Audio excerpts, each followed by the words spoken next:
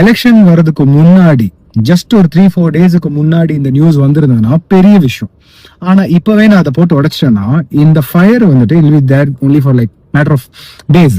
ஒரு 4-5 நாளுக்கு அப்புறம் நம்ம மறந்துடுவோம். மனிதர்களோட இயல்பையே மறக்கிறது தான்.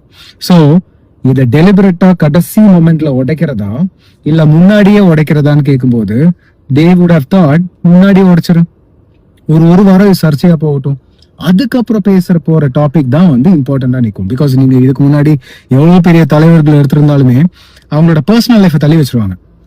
அவங்க பாலிடிக்ஸ்ல என்ன சிந்திக்கிறாங்கிறத மட்டும் தான் பார்ப்பாங்க. சோ இந்த வீடியோ அதனாலதான் நான் அவங்க கிட்ட எமோஷன் இல்லாம பாருங்கன்னு சொன்னேன். நான் யாரு பக்கத்துலயும் போய் நின்று பார்க்காதீங்க. ஒரு ஈகல் வியூ போங்க. ஒரு ஈகல் வியூல போய் நின்று இவங்க என்ன பண்றாங்க அப்படிங்கறத நீங்க கவனிச்சீங்கனாலே you'll be able to understand. Emotion ஆகக்கூடாது.